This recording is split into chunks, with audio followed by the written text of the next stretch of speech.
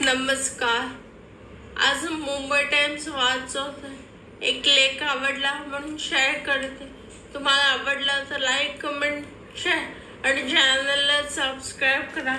मी असेच एक लेख घेऊन जाईन. आजच्या लेखाचे नाव आहे सकारात्मक पावलं. त्यात असं, खारघरच्या टेकड्यांवर दररोज सकाळी चालायला जाणं हाच माझा ऑक्सिजन आहे. त्या वळणावळणाच्या वाटा, सकाळच्या पाखरांचा मंजू गजर आणि आतुरता यामध्ये मी हरवून जाते.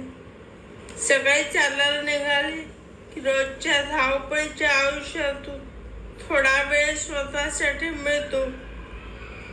मनात भरलेला ताण कुठल्याशा झाडांच्या सावलीत विसावतो आणि एक प्रकारची शांतता भर पसरते.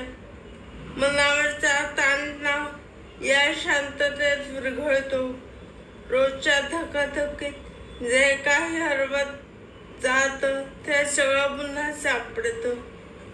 मनात विचारांचा प्रवाह सुरू असतो.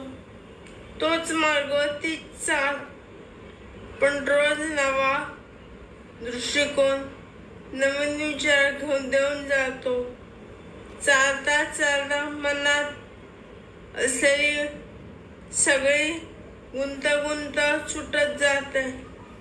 ही टेकडी म्हणजे माझी ऊर्जा, माझं समाधान आणि माझं आत्मभान माग करणारी जागा आहे.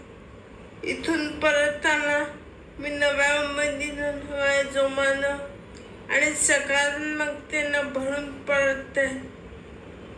नव्या दिवसाला सामोरं जाण्यासाठी पुन्हा तयार असते.